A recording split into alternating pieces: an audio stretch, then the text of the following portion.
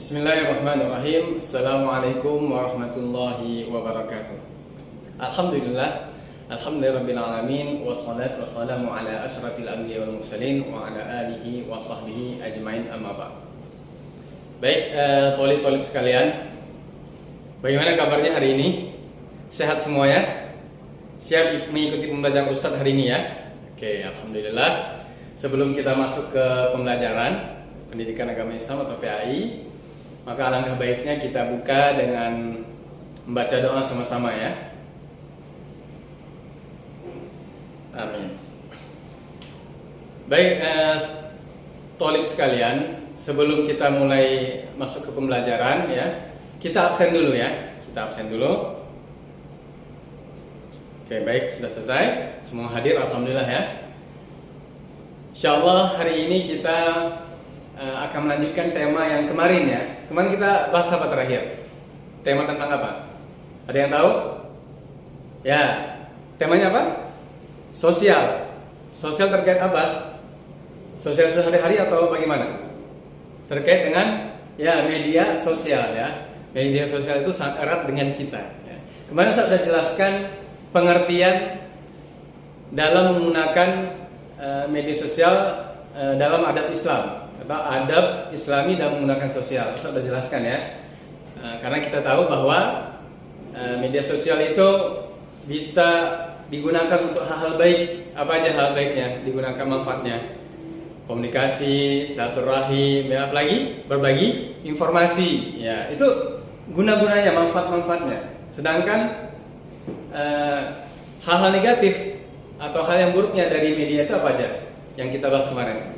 Seperti penyebaran informasi hoax ya, hoax. Apalagi ya fitnah ya, hal-hal yang tidak informasi-informasi tidak jelas, apalagi ya pornografi juga kan, itu dari media tersebar atau dari media sosial.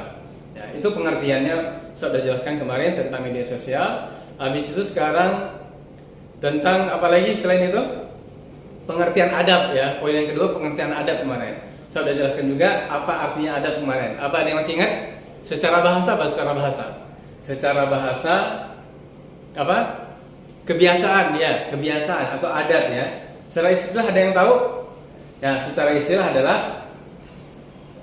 adab itu secara istilah kebiasaan yang turun menurun, kebiasaan positif yang turun temurun diwariskan dari generasi ke generasi pada sebuah tempat. Ya, nah itu pengertian istilahnya. Oke, sekarang ada 2 poin lagi yang Ustaz jelaskan hari ini, yang ingin Ustaz jelaskan, yaitu yang pertama poinnya adalah tentang dalilnya. Ya, apakah dalam Islam diatur cara bermedia sosial? Nah, jangan-jangan kita mengira tidak ada aturan dalam Islam pengaturannya, karena kita tahu zaman dulu Nabi nggak pakai media sosial, para sahabat nggak ada Instagram dan Facebook dan lain-lain. Nah, tetapi ternyata Islam mengatur, Islam itu sempurna ya. Islam itu mengatur hal-hal seperti itu. Tapi ini dalil umum ya. Dalil yang dipakai dalam keadaan sosial selama ini, yang dipakai juga dalam bermedia sosial ya. Itu poin pertama nanti. Yang kedua adalah tentang apa?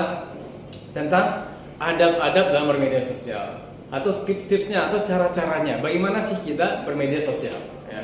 Oke, baik teman-teman sekalian, santri sekalian, thalib-thalib sekalian. Yang pertama adalah dalilnya. Ada yang ingat dalilnya apa? Di surah Al-Hujurat ayat berapa? Ya, ayat 6. Ada yang ingat? Nih Ustaz ulang lagi ya. Mungkin ada yang pernah baca sering ulang-ulang di surah Al-Hujurat ayat 6. A'udzubillahi minasyaitonirrajim. Bismillahirrahmanirrahim. Ya ayyuhalladzina amanu in ja'akum fasiqun binaba'in fatabayyanu an tusibu qauman bijahalatin fatusbihu ala ma fa'altum nadimin. Ya. Artinya adalah, wahai orang beriman, jika datang orang fasik membawa berita kepadamu, maka apa yang dilakukan? Fatabayyanu. Apa itu fatabayyanu artinya? Ya, ini istilah yang familiar. Tabayyun itu adalah klarifikasi. Ya. Lihat informasinya dengan detail, apakah benar atau salah. Karena apa akibatnya kata dalam surah Al-Hujurat ini? Kalau seandainya kita tidak bertabayun, maka antusibu qauman bijahalah. Maka informasi yang buruk ini, yang tidak jelas ini, akan menyebabkan kerugian, kehancuran sebuah kaum ini. sehingga menyebabkan kita yang menyebar informasi itu menyesal karena kita sudah berbuat salah. Nah, itu dalilnya di dalam Al-Quran atau dalil secara nakli dari Al-Quran atau dari hadis. Ya. Yang kedua, poin yang kedua yang saya jelaskan adalah tentang adab-adab dalam bermedia sosial. Ya. Apa saja adabnya atau tipsnya dalam bermedia sosial secara Islami? Ya. Yang pertama adalah niat. Saya akan jelaskan 3 poin ya. Yang pertama tentang niat ya. Jadi dalam Islam itu suatu amal itu kembali kepada niatnya. Kita sering mendengar hadis di Arba'in Nawawi yang nomor 1. Hadisnya adalah innamal a'malu binniyat. Setiap amal itu kembali kepada niat, kepada hati kita. Ya. Jadi ketika kita bermedia sosial, kita buka Instagram, kita buka Twitter. Apa niat kita nih? Kita buka YouTube. Apa niat kita? Kita mau nonton apa? Kita mau ngetik apa? Kita mau komen apa? Mau komen yang buruk, hate comment, ujaran kebencian, sara atau apa? Ya. Itu kembali kepada niat kita. Ya. Jadi kalau seandainya kita niatnya udah buruk, maka pasti ketika kita buka YouTube, buka WhatsApp, pasti niatnya buruk kan? Kembali ke niat, karena sesuatu itu kembali kepada niatnya. Demikian juga ketika kita niatnya baik, maka kita ya pasti akan melakukan suatu hal yang baik. Ya. Jadi dalam Islam pertama dalam bermedia sosial itu diatur adalah agar niat kita tuh benar. Ya. Innamal a'malu binniyat. Yang kedua adalah kita harus mencari teman yang baik. Ya. Kita sebagaimana kita di sini bergaul dengan anak-anak yang baik ya dalam kelas ini, kita dari luar ke sini ngumpul di pesantren ini mencari lingkungan yang baik. Demikian juga di media sosial. Kita juga mencari circle pergaulan yang baik. Ya. Kita follow, kita add teman-teman yang baik. Ya. Karena dalam hadis dijelaskan, ringkasan hadisnya seperti ini. Jadi kalau seandainya kita berteman dengan seorang penjual minyak wangi, maka bau minyak wanginya juga akan nempel ke kita. Demikian juga sebaliknya, kalau kita bergaul dengan pandai besi, maka bau besinya juga akan nempel ke kita. Itu permisalan yang diberikan oleh Rasulullah dalam hadis ini. Kalau seandainya kita berteman dengan orang baik dan orang yang jahat, akan berpengaruh pada kita secara langsung atau tidak langsung. Nah itu di media sosial. Jadi kita add atau kita follow orang-orang yang positif vibe ke zaman sekarang ya. Jadi orang-orang yang pengaruhnya positif pada kita. Karena nanti ketika kita follow mereka, maka dia juga akan membuat status, membuat video atau membuat gambar kalau Instagram, foto-foto yang bagus juga yang memotivasi kita untuk beramal baik, beramal soleh. Yang ketiga, yang terakhir adalah ketika kita bermedia sosial dalam Islam diatur. Adabnya adalah sebagaimana dalam surah Al-Hujurat ayat 6 yang saya sebutkan tadi, fatabayyanu. Ya. Jadi setiap informasi yang kita dapatkan di Facebook, di YouTube, ya, di Instagram, di Twitter, itu kita pastikan bahwa info ini itu benar. Ya.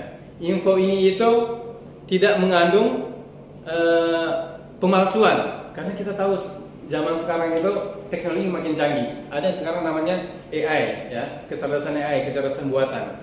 Bukan hanya teks yang bisa dipalsukan, gambar bisa, bahkan video, suara bisa dipalsukan. Makanya perlu kita bijak dalam bermedia sosial, perlu kita memakai adab Islami dalam bermedia sosial. Ya.